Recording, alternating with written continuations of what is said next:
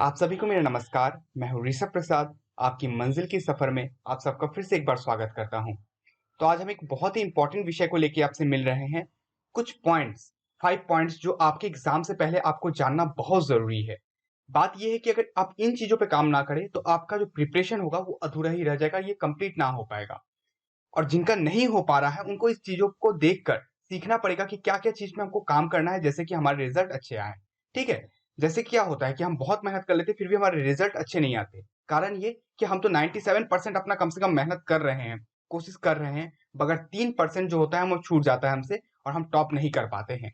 लेकिन वही 3% में जो काम कर लेते हैं जो बच्चे, वही विजेता कहलाते हैं या वही टॉपर कहलाते हैं।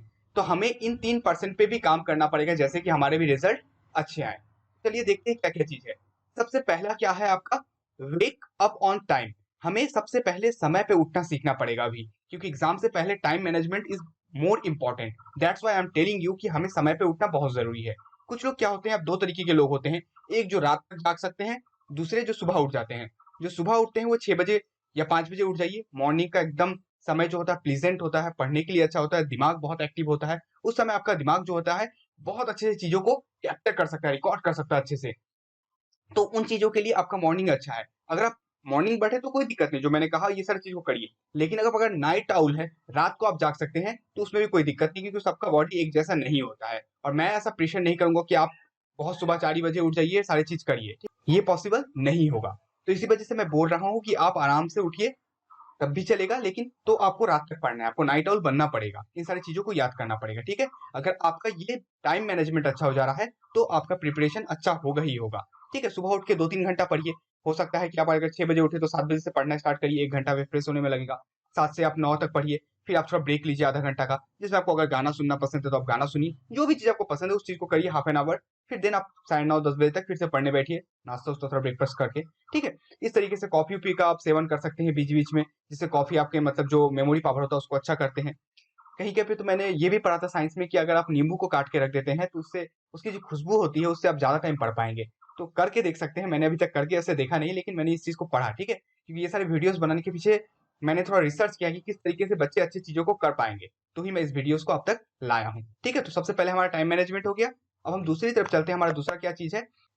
उसका उसका दूसरा क्या है, work on your weak points. ये एग्जाम से पहले इस चीज पे काम करना बहुत जरूरी है। अब देखा जाए तो पूरा 1 महीने हमारे पास बचे हैं। 1 महीने में हमें क्या-क्या काम करना है उसमें हमें सोचना पड़ेगा। जैसे क्या कि हमारा वीक पॉइंट क्या है? जैसे आप देख रहे हैं कि ये हमारा क्या है, ये सोचिए हमारा एग्जाम है। ये एग्जाम है और ये हम हैं। अगर इसके बीच में अगर हम काम नहीं करते हैं अच्छा से, कुछ वीक पॉइंट छूट जाते हैं तो ये चेन टूट जाएगा। सेम उसी तरीके से मैं बोल रहा हूँ कि आपका एग्जाम और आपके प्रिपरेशन के बीच में अगर अच्छा सा कॉम्बिनेशन ना हुआ, तो बहुत प्रॉब्लम हो जाएगा। कुछ ऐसे पॉइंट्स हैं जो टफ होते हैं बुक में, जो हमें अच्छे से समझ में नहीं आते, उन चीज़ों को आप अभी कर लीजिए। आप अगर सोचिएगा कि एग्ज़ाम के 4 दिन पहले उन सारी चीज़ों को खत्म करिएगा, वो कभी खत्म नहीं होगा मान लीजिए। और क्या होगा, एग्ज़ाम से पहले आपके वो क्वेश्चन माने एग्ज़ाम टाइम में वो क्वेश्चन आपके छूटेंगे ही छूटेंगे। तो आपको उस पॉइंटों को अभी खत्म करके रख देना है, बाद के लिए कुछ नहीं रखना है, ठीक है? जो बाद का काम होता है वो शैतान का काम होता है, अभी का काम करिए, ठीक है? तो उस सारी चीज़ों पे आप काम कीजिए अभी। जो कठिन चीज़ है उनको समझने की कोशिश करिए, कहीं से भी समझिए। आप मेरे वीडियो से समझिए कोई दिक्कत नहीं, किसी और की वीडियो से समझिए तो भी कोई दिक्कत नहीं। घर पे सेल्फ रीडिंग करिए, और बेस्ट तरीका है ये सेल्फ रीडिंग करने का, जिससे आपके नॉलेज और अच्छा होगा। उन चीज़ों को करिए, आपका रिज़ल्ट बहुत अच्छा आएगा और वीक पॉइंट जो आपका है वो मजबूत बन जाएगा। 1 या 2 बार उस पे काम करिएगा, 3 बार काम करिएगा, अपने आप वो समझ में आ जाएगा। उसके बाद भी अगर कोई प्रॉब्लम होता है तो आप मेरे कमेंट सेक्शन में उस चीज़ों को ड्रॉप करिए, मैं ज़रूर उन चीज़ों के ऊपर डिस्कस करूँगा, ठीक है? चलिए हम अपने थर्ड पॉइंट की तरफ चलते हैं। थर्ड पॉइंट में हमारा क्या है, टाइम टेबल।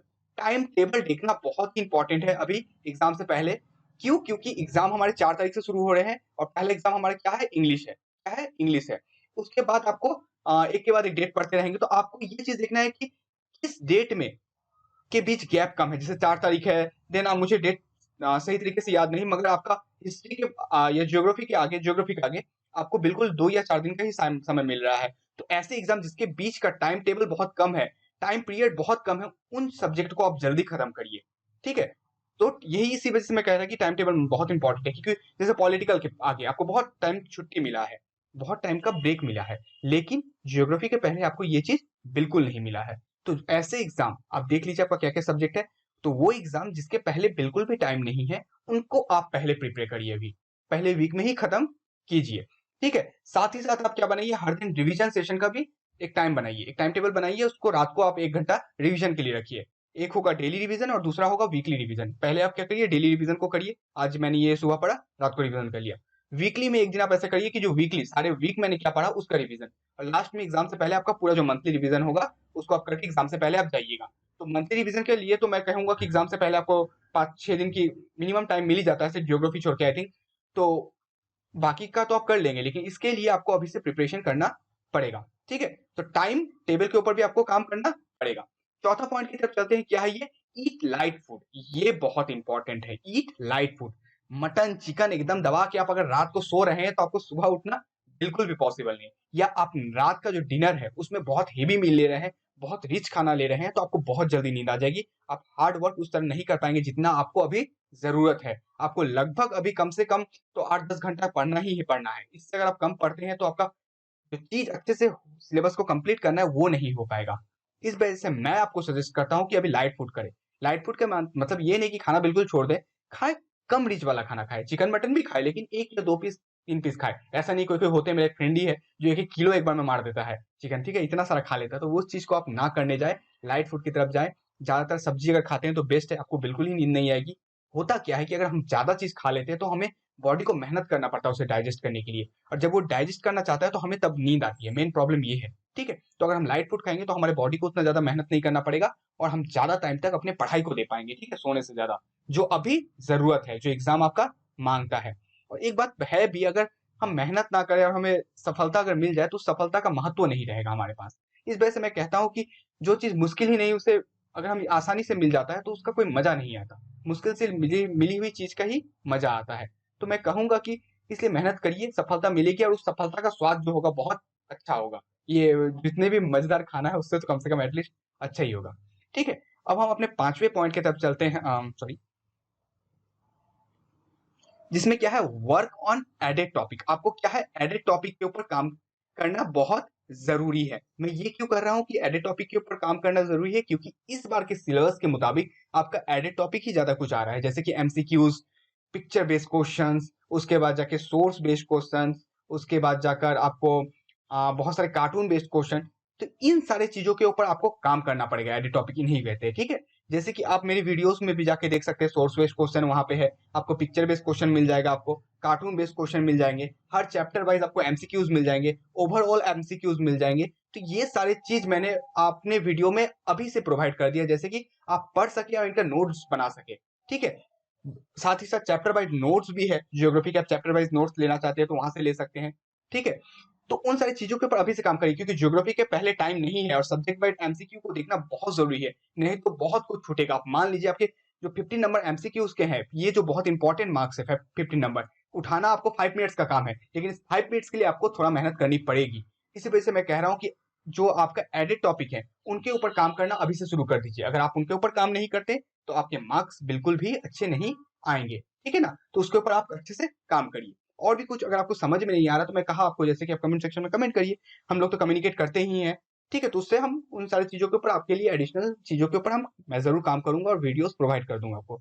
ठीक है, और भी अगर कोई चीज की जरूरत पड़ रही है तो भी आप बोल सकते हैं एज ए भैया, मुझे मान के आपको कोई भी अगर प्रॉब्लम होता है तो आप जरूर बता सकते हैं इस सारी चीजों को। तो इन 5 चीज के ऊपर अगर आप काम करते हैं तो मान लीजिए आपका क्या जो होगा, बोर्ड के पहले जो प्रिपरेशन होगा वो बहुत अच्छा रहेगा, और एग्जाम से पहले आप एकदम घबराइएगा नहीं, आपका रिजल्ट भी अच्छा आएगा। बहुत दिन से आपने मतलब प्रैक्टिस जो है आपका छूट चुका है, तो मैं और एक डेडिकेटेड वीडियो बना दूंगा कि 1 मंथ प्लान आपको कैसा होना चाहिए, 1 महीने का प्लान आपका कैसा होना चाहिए, कब आपको रिवीजन करना है, उसके ऊपर मैं एक डेडिकेटेड वीडियो ला ही दूंगा आपको जल्द से जल्द। अभी इन सारी चीजों के ऊपर आप काम करना स्टार्ट करिए। सबसे किस समय उठना है, टाइम टेबल उसको फिक्स कर लीजिए, किस पॉइंट में आपका वीकनेस है उस पर काम करिए। किसी का पॉलिटिकल इजी होता है, किसी का हिस्ट्री कठिन लगता है, तो जिस सब्जेक्ट में आपको कठिन लग रहा है उस चीज को आप पहले करिए। टॉपिक वाइज भी आपको कठिन लग सकता है कि ज्योग्राफी का ये पॉइंट मुझे समझ में नहीं आ रहा है, तो आप उस पर भी काम कर सकते हैं। थर्ड पॉइंट हो गया आपका है कि टाइम टेबल बना लीजिए। ठीक है, टाइम टेबल में क्या है कि एग्जाम से पहले आपको क्या क्या चीज करने हैं, कितने दिन बाकी है, सारी इस सारी चीजों के ऊपर आपको काम करना है, किस एग्जाम के बीच में टाइम कम है वो भी देख लीजिए। लाइट खाना खाइए और साथ ही साथ एडिशनल टॉपिक के ऊपर काम करिए, तो ही आपको सफलता जरूर मिलेगी। आशा करता हूं कि ये वीडियो आपके लिए बहुत लाभदायक होगा। अगर आपको पसंद आया हो तो जरूर लाइक बटन प्रेस करें, सब्सक्राइब करना ना भूलें और दोस्तों के साथ जरूर शेयर करें। तो आज के लिए बस इतना ही, मिलते हैं अपने अगले वीडियो में। तब तक स्वस्थ रहिए, मस्त रहिए, मुस्कुराते रहिए और मेहनत करते रहिए। आपको आपकी सफलता जरूर मिलेगी। जय हिंद, जय भारत।